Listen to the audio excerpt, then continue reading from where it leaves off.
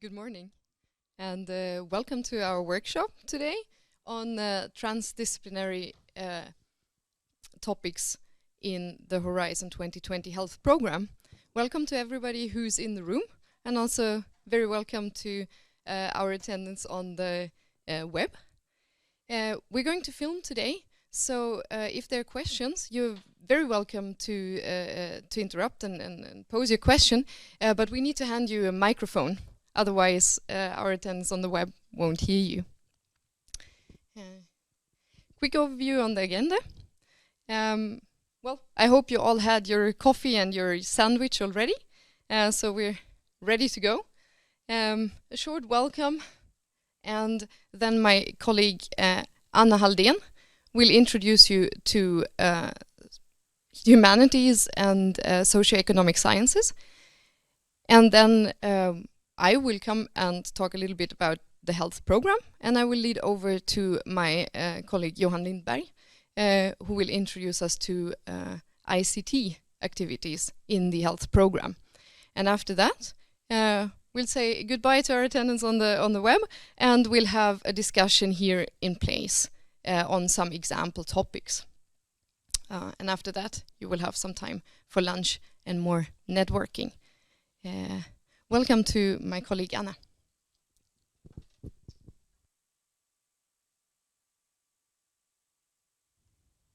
See if you can hear me now. Yes.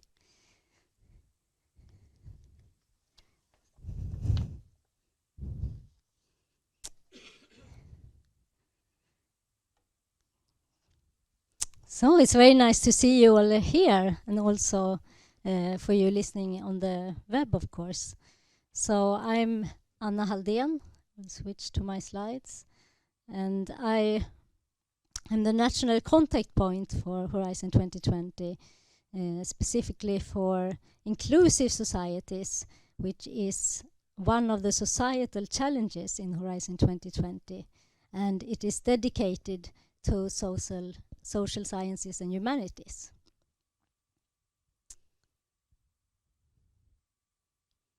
But today we will focus on SSH integration in other thematic areas, especially health.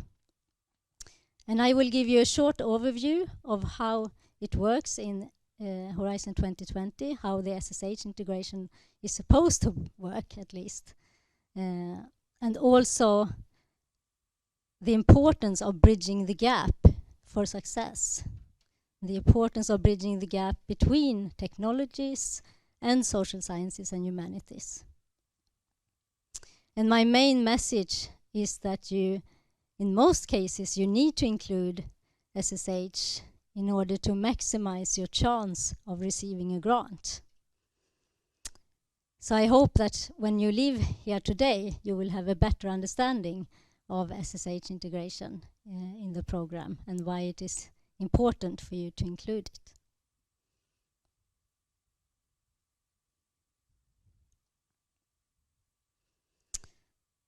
But before we go into that, a little bit of background. We are now in the final phase of Horizon 2020. It ends next year, so we will have the final calls next year.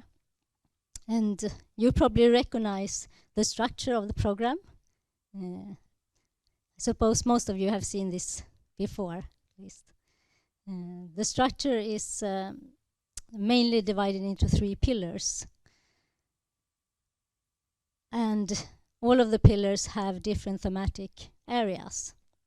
And the arrow here symbolizes that there are also cross-cutting themes in Horizon 2020. This means that the calls for proposals will ask you to include some of these perspectives in your project application and in your project. And you will find references to these areas in the call text. Ethics and gender are also part of SSH, but they are highlighted here as cross-cutting themes, since they are also relevant for all calls.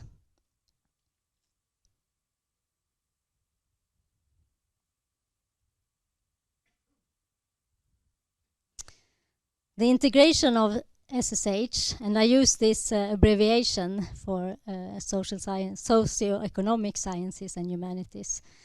It has a legal base in the framework regulation of Horizon 2020, where it says that it should be integrated into each of the priorities and all the objectives of the program, and it should also be mainstreamed in the societal challenges.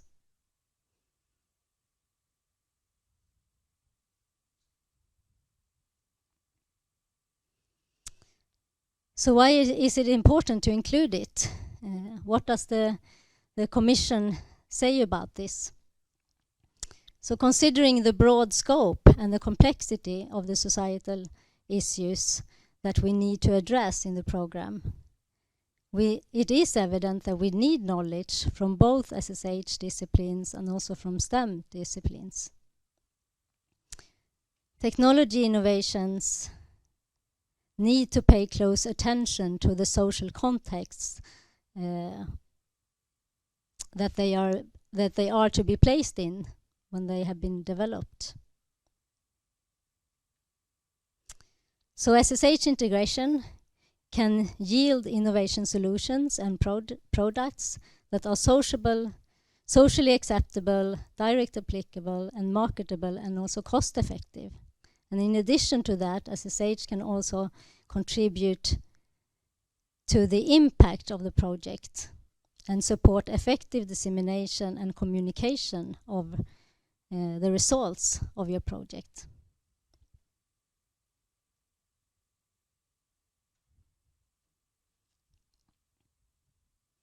So what does SSH aspects include? Sometimes we talk about it as it is just one thing.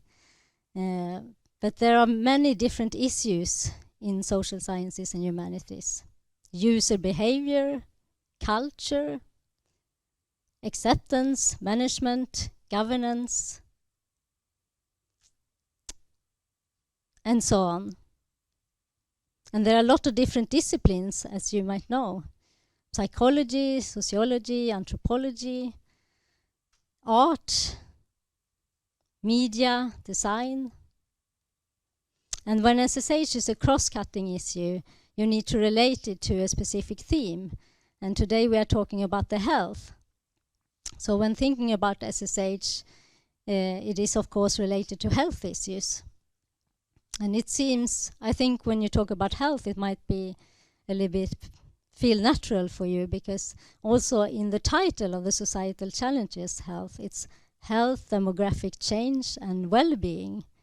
So already in the title, it implies that SSH is very important in the health challenge. In your project application, you need to, of course, identify which of these aspects are relevant for your specific problem. And the call text will give you some clues about that. And the clues might look like something like this. There are a lot of different SSH terminology in the call text, and it can be difficult to spot them if you're not an SSH researcher or if you're not trained at identifying them. They also differ depending on the theme and the topic that you're looking at. And as you can see, they are not expressed as SSH disciplines, so they are expressed as perspectives that you have to include in your proposal. So I've taken these examples from the health calls, so you might recognize some of them.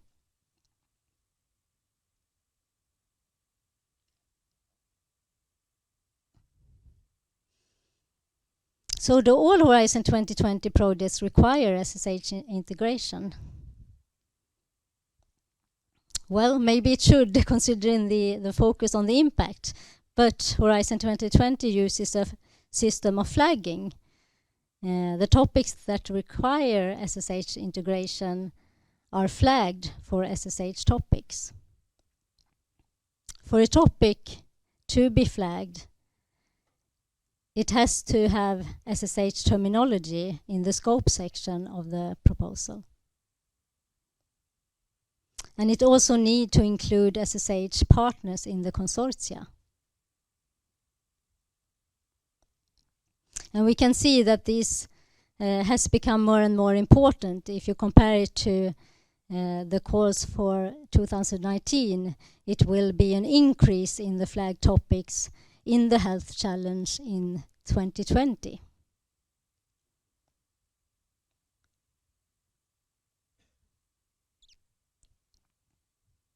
So how do you find these flag topics? Well, you can search for them on the funding and tender portal. And yeah, it might be a little bit difficult to see, but you can put the challenge that you are interested in, the thematic area over here, and here you have cross-cutting priority, and there you can choose and put socioeconomic sciences and humanities, and then you will have the topics here. So this is, of course, the example from health, that you can see all the topics.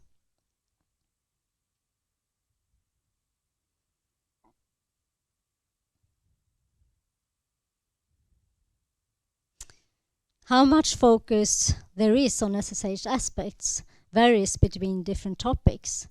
There are topics dedicated to SSH. Issues are then mainly framed by SSH perspectives, and most project partners comes from the SSH discipline. And then there are also topics with a significant component of SSH. And here SSH expertise is an integral part of the project, but not an exclusive one. So as I said before, knowledge has to come from both SSH disciplines and non-SSH disciplines. And solutions to the problems are also to be generated from both areas. There can also be topics with minor SSH relevance.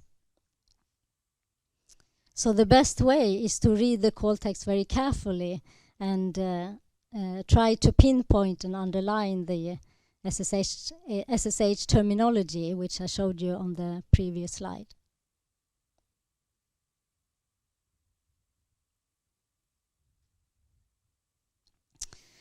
A document which can be helpful for you is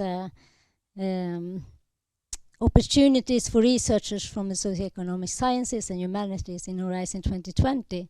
It's published by Net for Society, which is an NCP network.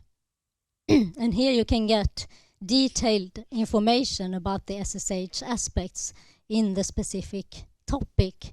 So you can see here example of one where it's in the bold text you have the SSH aspects. And you can find this on the website. And Net for Society also have a lot of other useful material for SSH integration. They have fact sheets on different thematic areas.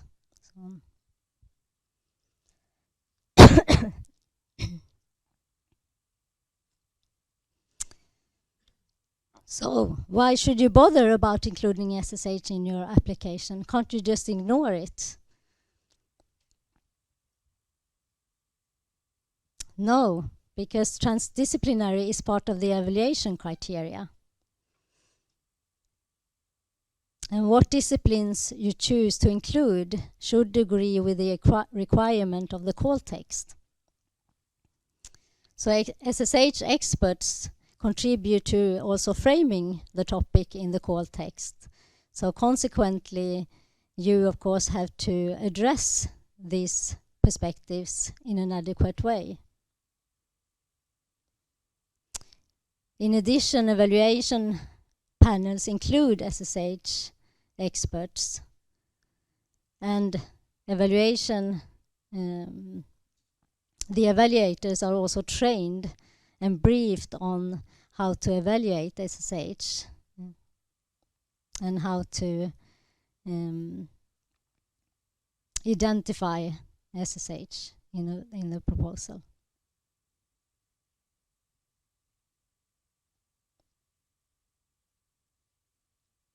So, considering this, I would say that inclusion of SSH aspects in your project proposal can increase evaluation scores and consequently also raise your chance of receiving funding.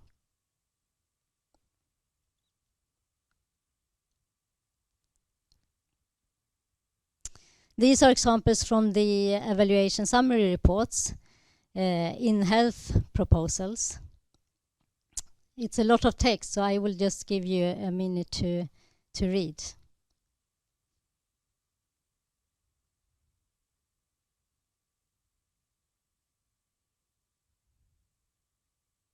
So the first example is from the impact section in the proposal, and it points out the lack of user acceptance of the technology developed.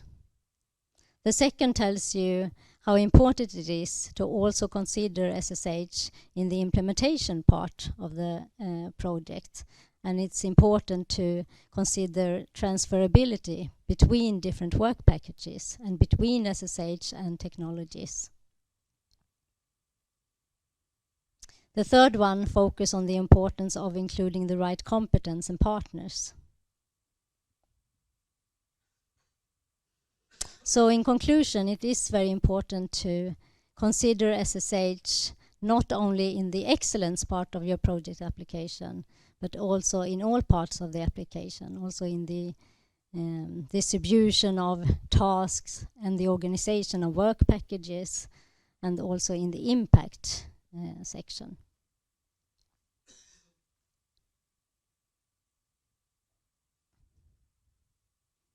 So why do we get this kind of feedback in the evaluation summary reports? I think it's often forgotten that SSH needs to be a part of the technical design. It has to come in at an early stage in the project so that it also can influence the starting points of the project and have a real impact on the development of the technology or method or product or whatever it is that you're going to do in the project.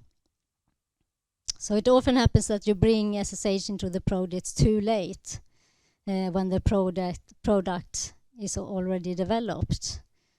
And then you want SSH to contribute to the acceptability of the public for this product, which can be quite hard to do afterwards.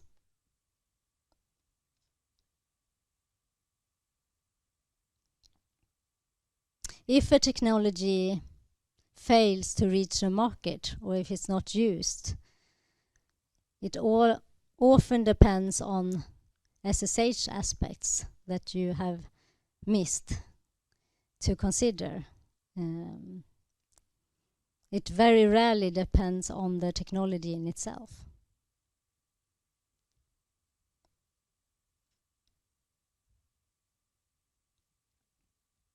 In addition to the fact that it's part of the evaluation criteria, there are many things SSH can contribute to in the project. I have already mentioned some, and I'm sure that you here are also aware of some things that SSH can contribute to in the health sector. Above all, I would say that it will increase the quality of the research and increase the impact. There are lots of exciting technologies to be developed, but not all of them are relevant for your project and the problem that you are trying to solve. And sometimes you also have to think about the cause of the problem, or is it the right problem that we are dealing with? And SSH can contribute to this.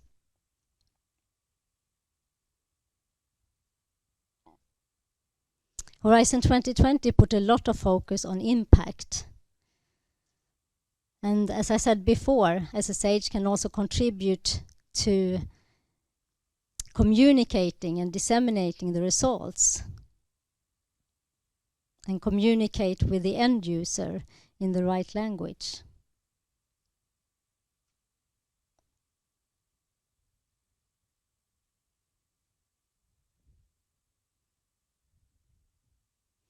If you are not an SSH researcher, do not think that you can do this part of the project yourself. You need to include the skills, the SSH expertise. So how do you find your partners in the project?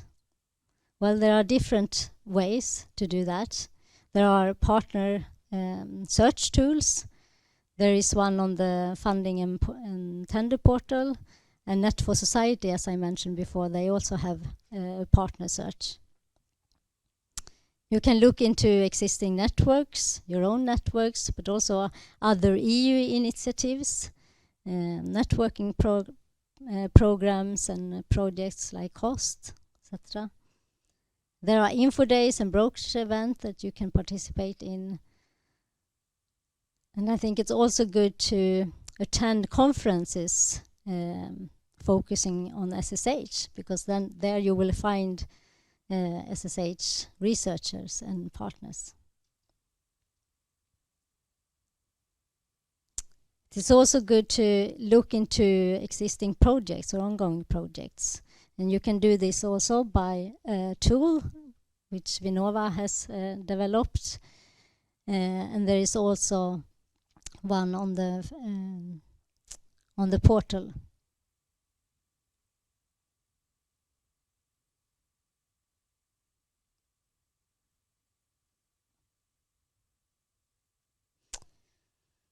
So to sum up, when you think about your application and SSH integration, it is important to ask yourself some questions related to the integration process. It is important to do a topic analysis and to ask yourself, is this a flag topic that I'm applying for, an SSH flag topic? How much SSH do I need to integrate? You have to identify the terminology and also in a way translate it to competencies. And think about what type of organization you need to contact in order to find this specific competence.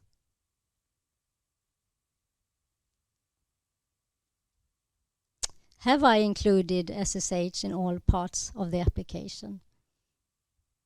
And how will the SSH knowledge be transferred to those who actually develop the technology or the product or the method?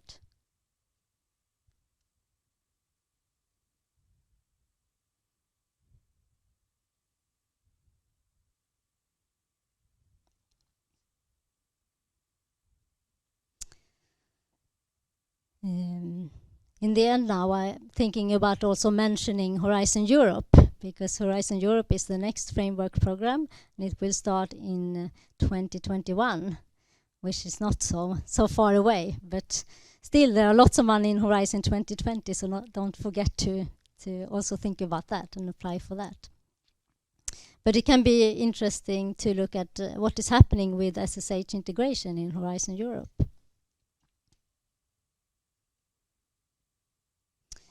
So this is the preliminary structure for the Horizon Europe, and as you can see there, and you probably know already, the societal challenges will be in the second pillar, called Global Challenges and Industrial Competitiveness. You have health there also, and there will be broader than before, because there will be called clusters of thematic areas.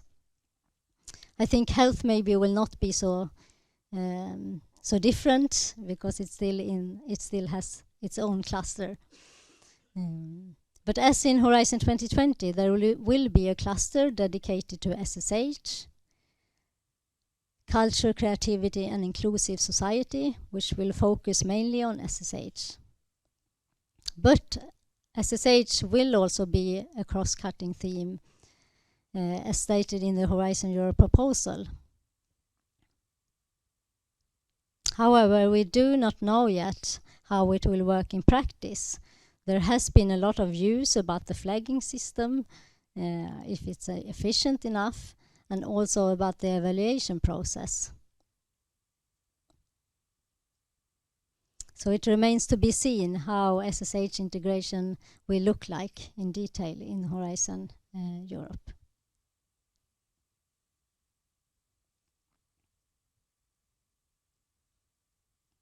You've been awfully quiet, but I hope that you might have some questions, but also a lot of energy for the exercise that we will do later, where you can also practice SSH integration.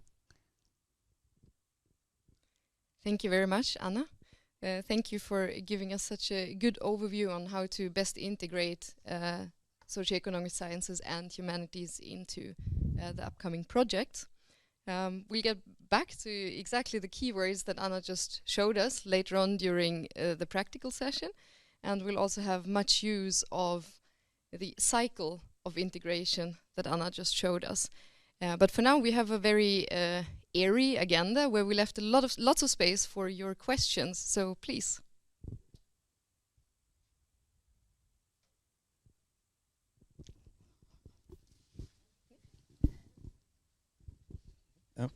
Oh, hello everyone. My name is Rickard Andersson. I'm from the Swedish Research Council and also Deputy NCP for Health. And I have a question for Anna, because in this new slide then for Horizon Europe, the industrial competitiveness part has moved from pillar 3 to pillar 2, where health is. And so my question is, industrial competitiveness then comes in as a huge new perspective in the health societal challenge of the health cluster.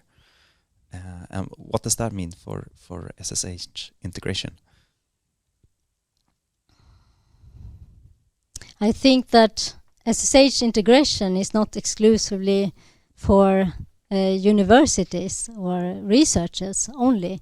So it's also, I think, all different partners have to think about this. It's already like this in Horizon 2020, but it's mostly, in a way, SSH is mostly integrated in the research. And I think that in Horizon Europe, you will also have to consider it more broadly in the industrial field, and also small and medium-sized companies. And it will be, it has to be more focus on that, I think. Also considering that we are going to work with missions, and SSH do not have a specific mission in Horizon Europe, so it has to be integrated into all the mission areas planned in Horizon Europe.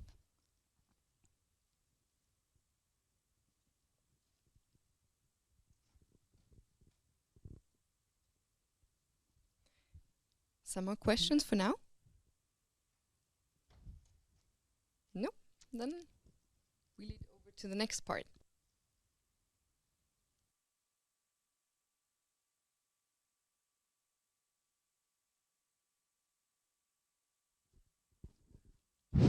So while they are changing the mic, I can add a bit on your question. So I mean, already today, but I think even more so in the next framework program, I think we will see more and more research and development in the health sector geared towards rehabilitation, geared towards how to prepare the patient for a surgery, etc. And then, of course, the whole SSH aspects become much bigger when you're actually trying to influence the behavior of the patient and not looking at a certain medicine or a certain chemical compound to put in your body, but it becomes more and more personalized. And there you, of course, will have links to various types of companies working with the rehabilitation or the preparation of the patient or healthy lifestyles, etc. But then there's, of course, still a lot of research going on that is very down to the what kind of chemical compound do I put in the body and what effects will that have on my disease. So with that, Nadine. Yes, thank you. So despite being today's host, so I'm also the NCP for health. And by the way, we have a lot of competence in this room today, so please feel free to pick each other's brains during the breaks. We have my two colleagues Anna and Johan, whom you already met, but we also have my colleague Rickard Andersson from Vetenskapsrådet, who is also NCP for health, and we have Gunnar Sandberg and Elisabeth Nielsen, whom you can ask a lot about health and IMI. So the good news first. Now we've heard all about the tasks, and we've heard all about what we have to do to actually be successful.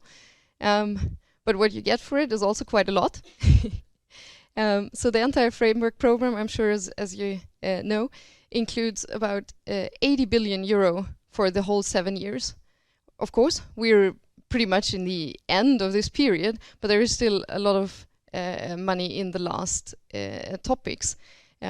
What has this meant for health? Well, between 2014 and 2019, there have been going 3.8 billion euros to health-related projects. This is translated into grants, 923 grants. So these numbers are actually from well, about the middle of last week. So this is fresh. Probably some other topics or some other projects have signed their grants since then. It's been 34 already in 2019, more coming. The average project gets about 4.1 million euro as a project in total, while the total cost usually is around 5.6 million, which means about 73% of project costs are covered. And an average consortium at the moment includes about 9 partners. It's good to keep in mind that these are just average numbers. They're not a recipe for success or something. It's just so you know about what's out there at the moment. Project can contain a consortium can contain more partners. They can contain fewer partners, and of course there are different sums of money you can ask for. Well, what does this mean for the Swedish health sector? So far, about 145 million euro have been going to Swedish partners in the health sector. In an average project, a Swedish partner receives around 700,000 euros, and in average, a project with Swedish partners contains about 1.5 Swedish partners. So now you can think a bit about what you can make of that. But a lot of times we see one Swedish partner. The types of actions that are popular by Swedish partners is the research and innovation actions. About, almost 70% of the Horizont funding going to health coming to Sweden goes actually to research and innovation action. About 20% come from the SME instruments, and the rest is different others. Anna also already has shown the pillar structure, just to go a little bit more into detail as well. In the excellent science part, this is where you find mostly the individual researchers funding. You also find their mobility, for instance. In the industrial leadership part, you mainly find the SME instrument and enabling technologies. And in the societal challenges, this is where the calls and topics we're discussing today are homing in.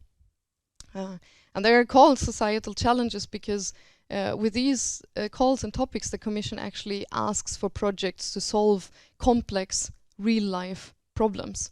And this is why we're here today, actually, to discuss the interfaces that the health sector has with the technology sector, with socioeconomic sciences and humanities, to actually shape projects that can solve these complex real-life issues. Oh, sorry. Well, what difference does this make? What difference does it make to my exact proposal, to make my proposal stand out among all the others out there? Well, transdisciplinarity, as we've just heard, is required in the call text. A lot of times you can filter this out quite nicely, and this is what we're going to do during the practical part of the session. But it also enhances what your project can achieve. And this is reflected also in the priorities the EU Commission has decided on for Horizon 2020 in the health sector.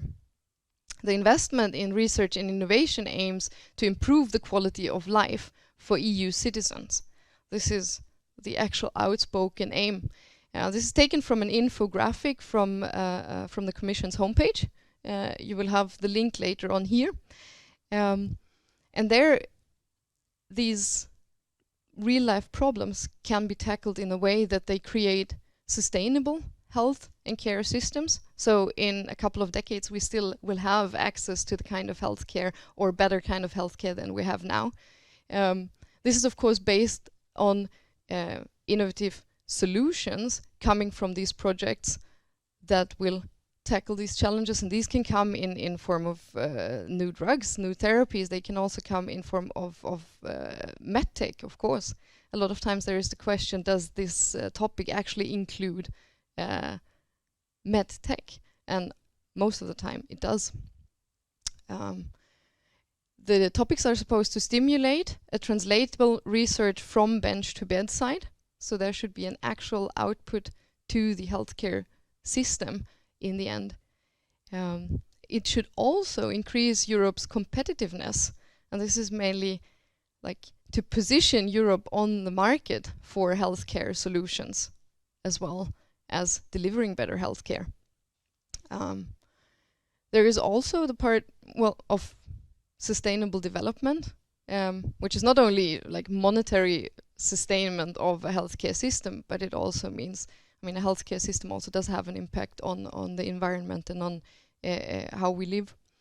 And one very outspoken ICT-related issue, it should generate a health research cloud.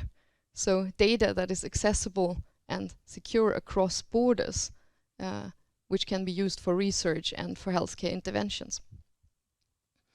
With these priorities in mind, you might recognize these in the headlines that you see here. These are actually also exactly the headlines that you will find in the health program.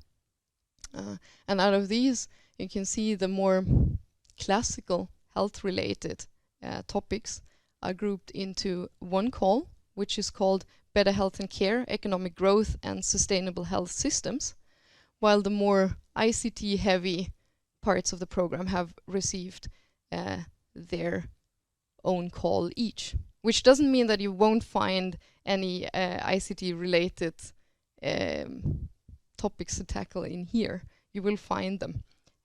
We'll get back to that later. But for now, as an example, I want to pick up this sub-call, Innovative Health and Care Systems, Integration of Care.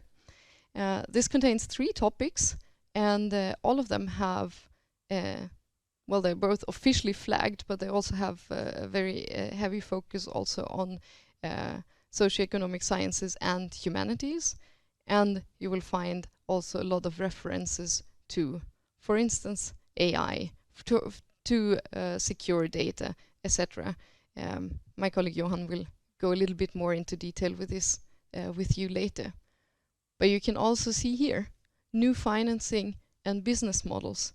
So this is not only about just preserving a healthcare system that we all have access to, but it also relates to a market position of Europe on the global market for healthcare solutions. Well, then what about ICT?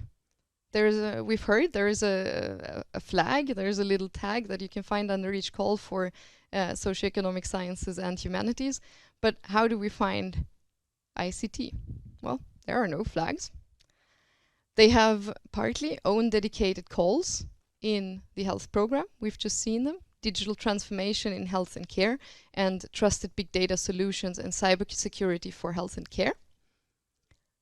They have their own sub-call, supporting the digital transformation in health and care under the call for better health and care. And you will find clear elements in other health topics. For instance, this one that states directly AI, data integration from different sources, and more than that. You will receive this call text later for the practical part. Well, the message here is also, as we heard before, read the topic text in detail. This is where you will find most of the information of whom and what to integrate into your project. A document that can be good to know in relation to this is the Commission's strategy for digital health and care. This is part of the digital single market strategy. And bear with me, I know this is very, very small text. I just wanted to use actually the document that the Commission has put out there, and you will find it under the link provided. But here actually they relate the problems that the European society is facing today, like an aging population, chronic diseases, and inequality in access to healthcare, and actually a shortage of health professionals. Two solutions they're seeing for this, and one of them is secure access and exchange of health data within and across borders, health data that can be pooled for research and personalized medicine. This relates very much to the common research cloud for health. And also digital tools and data for citizens, which relates to smart apps and devices that actually allow the patient or citizen themselves to understand better, be part of, and make decisions on their own health care.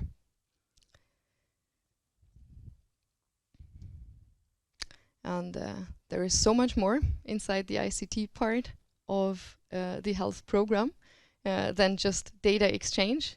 And my colleague Johan will explain to you more about this. But for now, thank you. And please post your questions if you have some.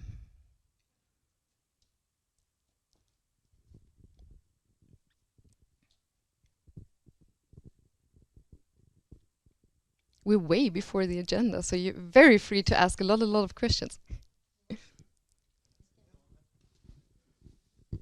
So do you have any success stories you can share about how an applicant was able to include extra perspectives, maybe about ICT in your project? I actually recently visited a very successful and well, pretty amazing project that I saw in actually an elderly care home, where they're using both ICT solutions to help the staff to make their day more effective, but also they use ICT solutions for the elderly to create a more diverse everyday life for them. Actually, we have a representative here, so you can pick his brain afterwards. Do you want to raise your hand? So they're not a Horizon project yet, but there are some ambitions, as I understood.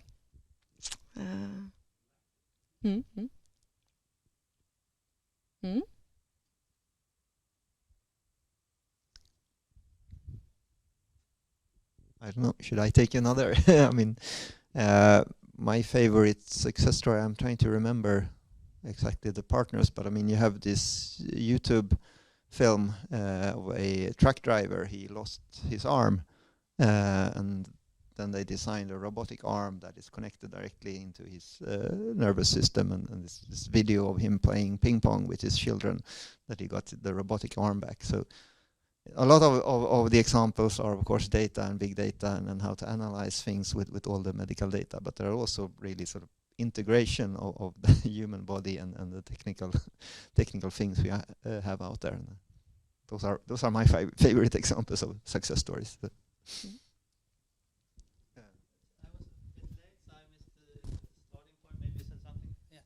So my name is Johan Bornebusch. I work at Södertörn University and at the Reality Lab that works with elderly care.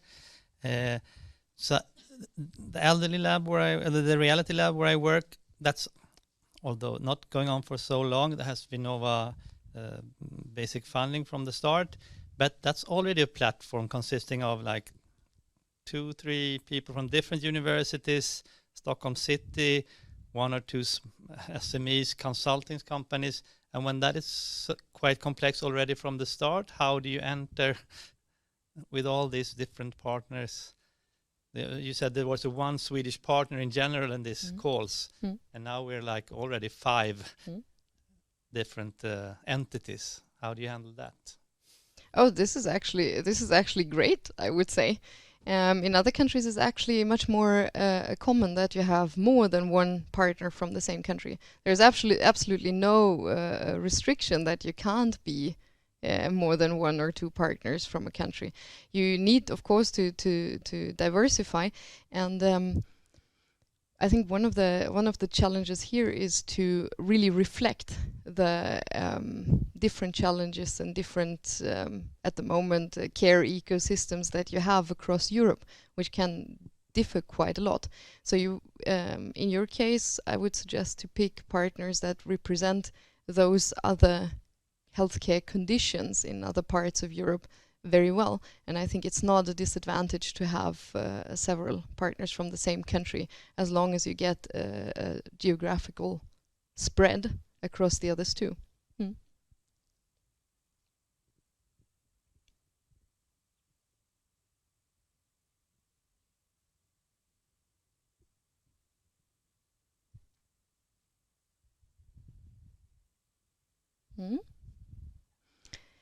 In case the questions turn up later, I named that already. You have my contact, and you have my colleagues, NCP colleagues, Rickard and Staffan's contact as well.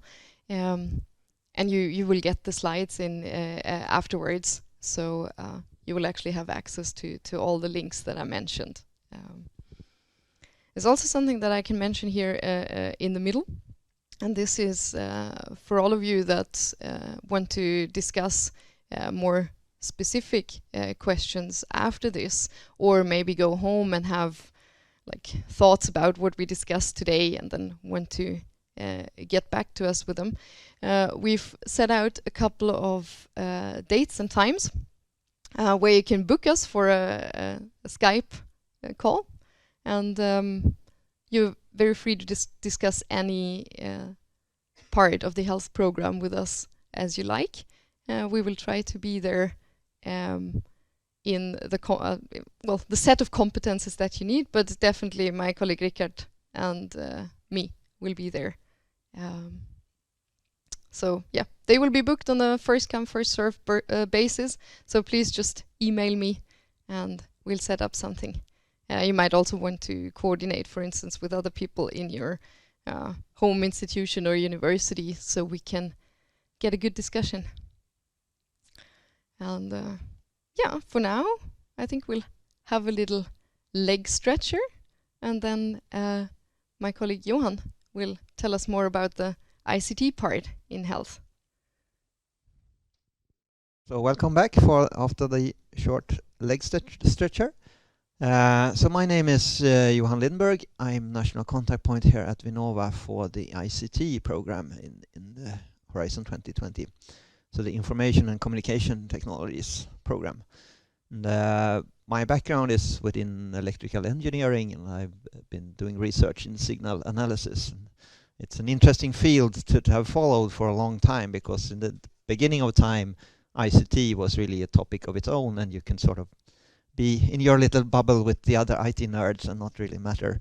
But over time, I mean, ICT is becoming more and more and more of an enabler of different things. So ICT can enable better healthcare for the citizen. ICT can enable better transport for society. ICT can enable better energy consumption or better energy distribution, etc. So sort of the ICT field is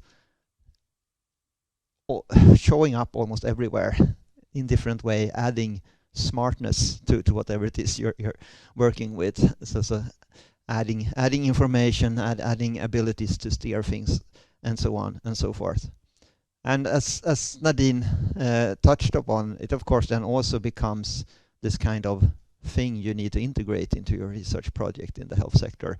How do I make best use, and how do we make the best people in the ICT sector work with the best people in the life science sector, and then really sort of lift this? And this is what I will try to talk a bit about. And the rationale for this workshop is very much that we see, both when it comes to the integration of social sciences and humanities, as well as the integration of ICT into other fields of the program, that it is challenging, and that a lot of projects kind of get criticized for not doing their homework on how to actually merge different disciplines. As Nadine mentioned, there's not a tagging for ICT relevance, so you don't have this sort of easy tag in the participant portal and in the funding portal. But ICT does, of course, show up in all the different pillars of the program. So you have these three pillars. You have the excellent science pillar, which is really geared towards building a science base in Europe. Make sure that the universities and the researchers have the best possible career development, and that we maintain the good researchers here in Europe. Most of the excellent science pillar is bottom up, so it's basically up to the principal investigator to sort of say, I want to work with this or I want to work with that. But of course, it contains a lot of opportunities to work on across disciplines or in multidisciplinary projects. The industrial leadership pillar is really about building the basis for European industry. So in there you find a lot of the generic technology development. So you find like 5G standardizations, you find the nanoelectronics research, etc. You find the robotics research and so on. So you find these kind of generic technologies that you have to take into some kind of application or some kind of use. So I mean, a 5G standardizations is totally uninteresting. It's when you build a 5G network and start to communicate much faster, much better in some kind of context that 5G becomes meaningful. So in the industrial leadership, it's very often very generic research going on. But of course, the researchers in there have to test this generic research in some kind of reality, but still sort of maintaining the ability to say this solution could be applied in health or in transport or anywhere. It's just a generic technology, but for the sake of testing, we actually tested it in a hospital, or we tested it on a highway, or we tested it. So of course, you can find a lot of things in the industrial leadership that is geared towards life science or to health sector, but not really focusing on the core problems of the health sector, but just testing the generic technologies in some kind of context. And then of course you have the societal challenges, and there is the part where you really sort of dive into the challenges of society within health, within transport, within energy. So there, on the other hand, as opposed to the industrial leadership in the societal challenge, you really look into how is the healthcare system of Europe working, what are the dysfunctionalities, how can I optimize giving healthcare or well-being to the European citizen. So that is sort of the main difference between the three, that in the first one you have a lot of freedom to define what you want to work with. In the second one, you're supposed to work with generic technology, but you have to test that somewhere. And in the last one, you're really sort of focusing on the health sector, how it works or how it can be improved. When taking ICT into the picture, so there's not in the funding portal this kind of flag that you can look for, but the Commission has actually published this guide to ICT in the work program, and there they list sort of all the ICT heavy topics in all the three pillars.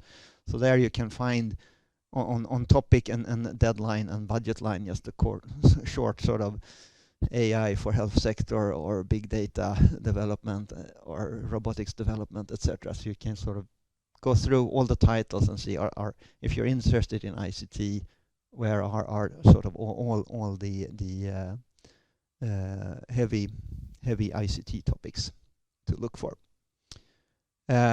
Also, be cautious if you Google for it, because there was a guide for 2018-2019, and then the Commission updated it, and Google still thinks that there are more people interested in the old guide than the new one. So the link on the picture goes to the new one that also covers 2020, but Google still thinks that the 2018-19 is the relevant one. also to find information, so I can't go through all of ICT in all the different pillars, but the Commission very recently had this 2-day conference in mid-September in Helsinki, what they call the ICT Proposals Day. And there they have a lot of parallel sessions going through what are the ICT problems in health, in transport, in energy, etc. So really sort of spending 2 days explaining every ICT possibility there is in the entire program. And all the sessions and information is still online, so you can go into that conference and look at what did they say in the different health sessions, or what did they present there on the upcoming calls for the coming year. Then looking then down a bit into the two sort of main programs, if you want to look for the ICT and how it crosses into the health sector. So in the industrial leadership pillar and the information and communication technologies program, there you have these sort of 5 big areas where you are intended to work on a generic basis, but then again you have to test your theories in some kind of reality, and that reality might be a hospital, it might be something else. So of course they're pouring a lot of money into artificial intelligence and technologies for digitizing European industry and economy. So really the sort of big digitization issue. Data is of course also a big issue from the generic point of view. So this European data infrastructure, how to handle mass amounts of data, how to share it, and how to utilize it for research and development. Then of course 5G, the telecom development, and it's very closely in the first instance connected to the corridors for the transport sector. So 5G development in the first step is closely connected to connected and automated mobility, but still you could probably find 5G examples in the health sector as well. Then you have the next generation internet, which is a little bit of a secret title. So next generation internet is not so much about new communications architectures or protocols for the base of internet, but it's more about how to build services on top of what we already have. So how do we build services and utilize the very strong force we have in the internet as it exists today? And there, of course, the health sector can be a good place to make examples of how you can utilize internet. And then last but not least, of course, cybersecurity is a major issue for all the digitization of Europe. How do we make sure that we are secure? And of course, in a hospital or in a health context, the cybersecurity is of course of vital importance to make sure you have the right control of your data, of your systems, etc. Then, as Nadine already mentioned, so in the health program, you have this calls for digital transformation in health and care. So really how to transform the care sector of Europe. And then very much this trusted digital solutions and cybersecurity. So to what extent should a patient be in control of their data? To what extent should a hospital be in control? And how do you exchange? It's of course a wealth of thorny issues on how you deal with digital solutions in the health sector, and how you make sure the patient trusts them, and how you make sure that the doctor actually trusts them, etc. So here you have a vast amount of problems. And as I was trying to hint, as I picked out a couple of examples, and as I was trying to hint at, you never know where they actually hide things in the structure. So if you go through the entire program, you will of course find opportunities in all the different parts. So in the Excellent Science pillar, the first one where I said we want to build the science base, there you have something called the Future and Emerging Technologies program. And there you have a emerging paradigms and communities call. And there's a number of different topics. A, B, and C is digital twins for the life sciences. So digital twins is a concept that came from the manufacturing sector, where you make a digital twin of your factory. And then in real time or in near real time, you can feed the data from the actual factory into the digital model, and you can sort of manipulate and test your manufacturing processes in the digital model and feed that back into the factory. And of course, it's much more challenging in a life science context where you say, well, can you create a digital twin of the patient and then test your treatment methods on that digital twin? It's very basic research, but it's still sort of trying to gather this emerging paradigm and emerging community around the concept of digital twins, but in a life science context. And that you would find in the external science pillar. And I mean, needless to say, you ain't gonna manage to do that if you have only life science people or if you have only ICT people. You really need to merge the two fields if you're gonna land in anything useful in the concept of digital twins for the life sciences. In ICT, even though they are very generic, they still can do sort of geared calls. So you have one there saying artificial intelligence for the smart hospital of the future. Then it's okay. They want you to test artificial intelligence on that specific sector.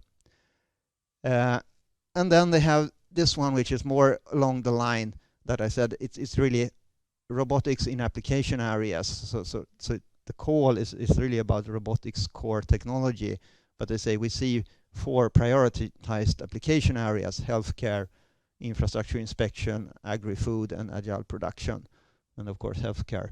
But you have a vast amount of freedom in saying what kind of robotics applications do you want me to do, whatever application you want to do.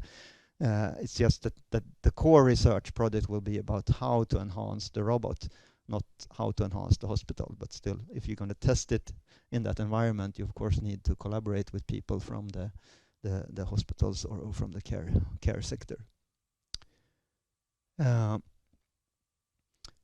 And then you have in health, I think they are the same as some of the ones Nadine mentioned. So you, for instance, have a call about accelerating the uptake of computer simulations for testing medicines and medical devices. And again, if you're going to simulate in a virtual computer simulation of how you test medicines and medical devices, you need a lot of people working with medical devices and medicines, as well as a lot of people working with computer simulations to make that happen. And then you have this international cooperation in smart living environments for aging people. And of course, again, you have to understand the problems of the aging person, and you have to understand what technology you can bring into a smart living environment. Because whenever a call text says smart, they usually mean some kind of IT solution that makes the solution smarter than it was before. And just as a further example or clarification, so I said this robotics topic, though they pointed at 4 different sectors, these are sort of the research questions in the call text, where they say we want you to enhance robotics, AI, and cognition.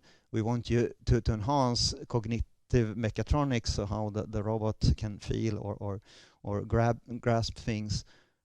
We want you to enhance this socially cooperative human-robot interactions. So how do I make a robot where a human actually can say, hey, robot, stop that, or do this, and then have some kind of natural interaction. And then this model-based design and configuration tools for the robots. So, I mean, the core of the project is really develop the robot much better. But then again, they say it should be applicable in the health sector and the other 3 examples. So there you're going to need to cooperate with the life science health sector and the robotics people to do this. And then, as I mentioned in the beginning, I have a few examples here where we really sort of, our main message is that we want the best in ICT to work with the best in life science. And when you don't get that in an application, you usually rather fast see that in the feedback the evaluators will give you. So proposal you send in will be read by 3 to 5 experts, and they won't be 5 life science experts or 5 robotics experts. I mean, there will be a mixture. The commission will try to recruit 5 people that can understand all the parts of what the project is about. So it will be 1 life science expert, 1 robotics expert, maybe a medical expert, etc. So, and of course, if they see things lacking or not really being integrated, they will start to criticize it. So some examples then. And your project is evaluated on excellence, implementation, and impact, and then you can sort of get hit twice for the same mistakes. So if they start to question the excellence because you haven't really integrated your disciplines, they also gonna start to sort of question the implementation of the project and say you can't really do it this way, or you can't really reach the results if you try to do it this way. So for excellence, the evaluators say that okay, the methodology is credible. However, not a very good word to get in your evaluation.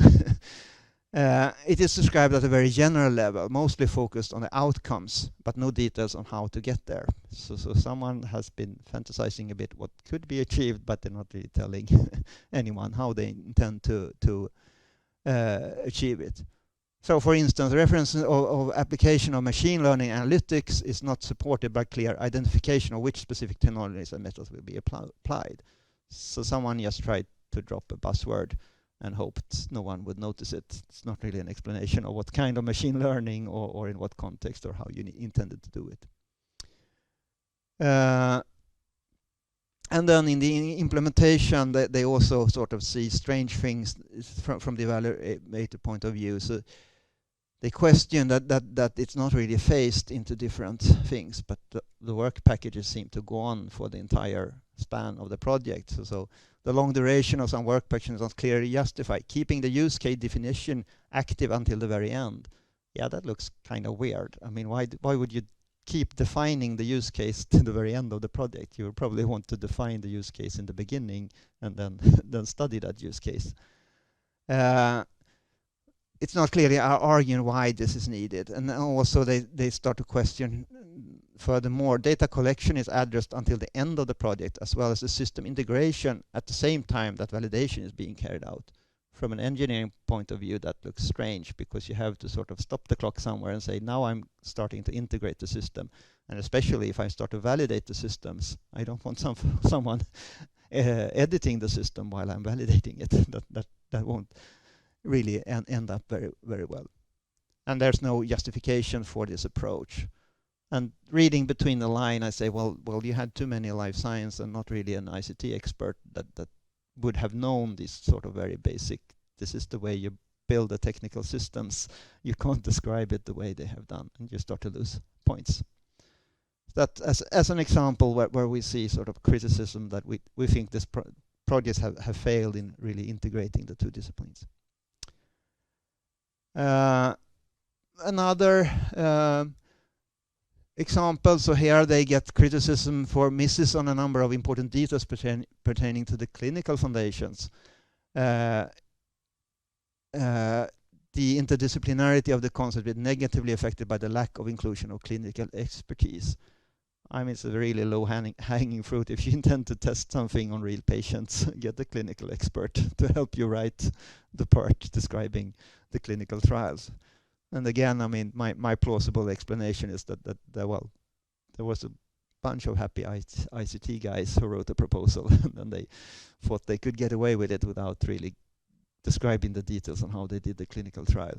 And no, you can't, because they're going to be a clinical expert in the evaluator panel that's going to criticize you for doing it that way. Further, very often, of course, I mean, they want to really change things and make sure things end up in the healthcare system. So I mean, very often you see this sort of lack of understanding of both the care provider as well as the patients. So here there is no clarity in the proposal on the user acceptance from the actual target for the product or the service, and there's no real discussion in the proposal on the user acceptance of the patient. And of course, any solutions is dead in the water if you don't have the healthcare personnel and the patient on board on what you intend to do with that solution. And again, that's probably what happens if you have too many ICT people and too few life science healthcare people in the proposal.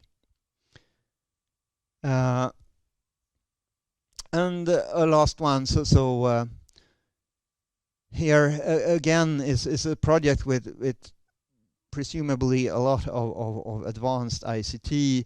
So the evaluators say, well, you have a lot of technical stuff here, but there's not really in information on how you use them or what you use them for. So there's not information on what type of accelerometers will be used.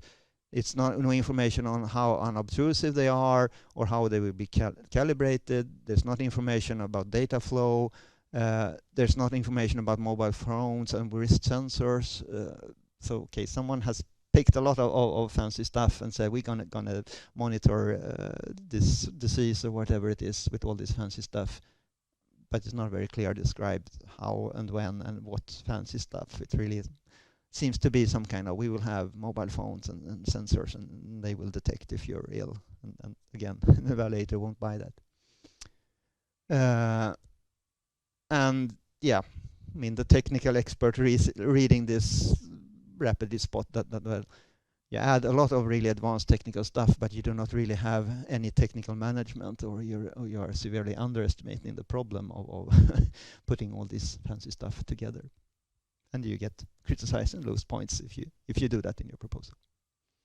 So these were some of the examples. And again, I mean, the message is really we urge you to make sure you have the best ICT with the best health people, and then you can make good projects. And as Anna, ICT would of course have the same problem as the SSH sector, that if you read the call text, you will find a lot of these enablers, or what I should call them, or buzzwords. So you have cloud computing, Internet of Things, autonomous capability, cybersecurity, natural language processing, 5G, which are all fancy IT nerd stuff we can talk about for hours. But those, of course, do not really directly translate into competences, because if you go to the universities, you will find electrical engineering, engineering sciences, computational science, mechanics, physics, mathematics, and you have to sort of make the lines between those and say, well, how do I connect if I want an Internet of Things project in the health sector? Whom of the people out there is it I actually want in my project? And it's a less than straightforward process of actually making that jump and say well, who is a good ICT person to put in my project, depending on what technology I'm using. But of course, one way to do it, as Anna also mentioned, you have these visualization tools. So one way of trying to detect what is going on there, who are good and how have they done other things, is of course look in the rearview mirror and say, so far digitization of the health sector is not a new thing. What has been funded so far in the program? And there you have this Vinnova visualization tool, where we just visualize the funding in the framework program in the different pillars, and then down into the different sectors. So here you can go down, click yourself down in the structure, and when you come all the way down to a project, you get this kind of circle diagram telling you what countries are cooperating and what organizations are cooperating, and you can look at the abstract and try to analyze, are these leading actors that maybe I should join in my project or contact, or how have they done things, and maybe I can copy a certain part of that. And then as Anna also mentioned, we have this dashboard on the Commission tender portal, which is a lot more advanced but also a lot more heavy to use. So here you can really in the previous in this interface, you can basically only search on organization and on country, while in the Commission tool you can search on everything. So you have all these different things you can search on, and you, no matter how much you try, you can always load more things to search on. so it's an infinite amount of ways to cut the data. And again, the Commission will also present it in a much more diverse form. So you get these boxes, and you can click in the boxes and change things. And at the end of the day, you will be looking and say, well, okay, it says 45 million, but what on earth am I looking at? Because you have basically selected all kinds of search patterns. But again, these are good tools to try to analyze what is already going on. And of course, from that, you can draw the conclusion, what what should I maybe enhance my project with. And then to round off, and I also mentioned that, okay, the main goal of this workshop is to prepare you for the 2020 course and make sure you really use what is out there. But what will happen in the future? Well, digitization in the health sector will continue, and as was mentioned in the questions before, so I mean this global challenge pillar, they integrate the industrial leadership and the global challenges, and of course you will find some in the digital cluster, but you will also find a lot of the industry in the health cluster. So looking into the strategic orientations that the Commission has published and the work towards the next program, if you look in the digitization cluster, you have what they call the 5 big tickets. So it's electronic components and systems, it's high performance computing, it's cyber security, it's artificial intelligence, and next generation internet, that are sort of the really big, broad. And basically, well, maybe not the first one, but the rest of them would be relevant in a health context, I would say. And the same way, the strategic orientations for the health sector or the health global challenge also contains pointers towards the future of digitization in the health sector. So you have this maintaining an innovative, sustainable and globally competitive health industry. There you will of course find the digitization part of the health industry. And then you also have the goal of unlocking the full potential of new tools, technologies and digital solutions for a healthy society. And there you really find a broad spectrum of things for the well-being, not only the sick people, but really the total well-being of the citizen. So with that, I conclude and hope you will continue to be interested in digitization. And I'll hand over to Nadine.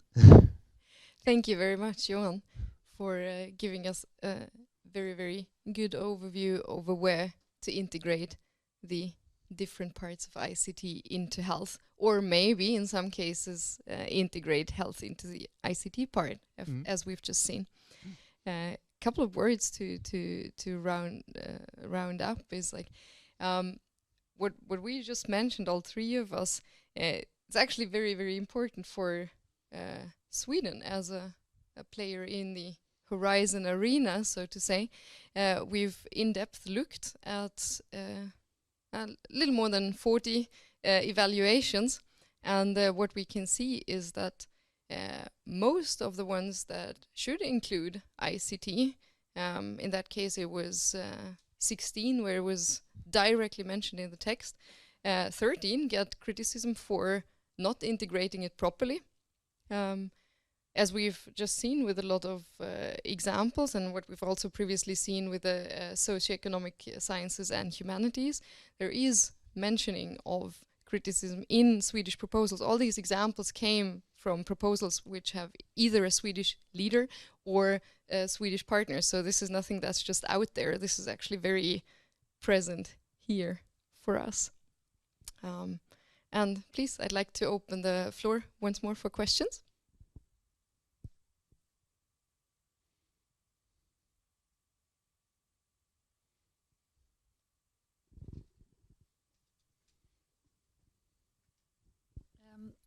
So when you were talking about integrating or including healthcare professionals in ICT health projects, then what about particularly where you have solutions that are focused on patient use? Mm-hmm. Then would it be of value then to have representatives of the relevant patients also in the projects? Yeah, of course, that could also be a solution in those cases that you really have to, because I mean at the end of the day they of course want solutions that is acceptable to the patient, and then you have to have some kind of channel to testing it on the patients what they and I mean the whole user acceptance case is of course very, very important in the health sector. this might work for the disease, but the patient won't accept it, then again the whole idea is dead.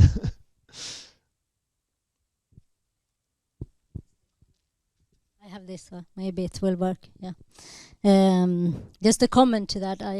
I noticed that in the health program, I said earlier about flagging for SSH topics, and I noticed that most of the topics which are focusing on ICT are also flagged SSH topics. So it has to do with the user needs and so on. So it's very connected also to the ICT, the perspectives of social economic sciences and humanities. So that's something also to consider for you. If it's focusing on ICT, it's probably also have social sciences focus. So you need to include that as well. Yeah, and it's of course the same. I mean, with what I'm illustrating with the picture is that, well, it's a matter of user acceptance as well. So this is ABB's robot that is supposed to be in the front line of human-machine interaction, but the counselor didn't like it at the demonstration. Yeah.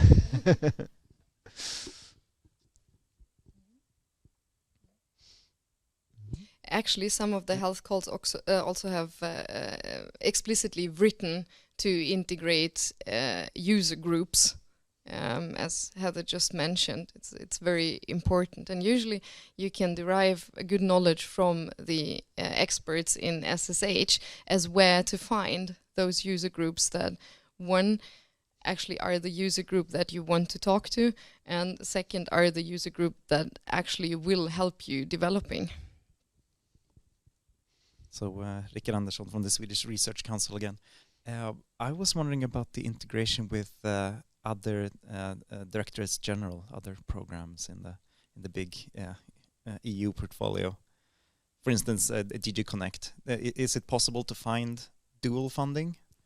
So from the DG Connect program and from so I mean Horizont 2020. Several of these topics is usually connected in collaboration between DG Research and DG Connect. So they are working more and more. And the idea for next framework program is that they will deepen that even further. So yeah. Yeah, the two calls that I mentioned were like the more ICT heavy calls of the health program. They're actually co-financed by DG Connect.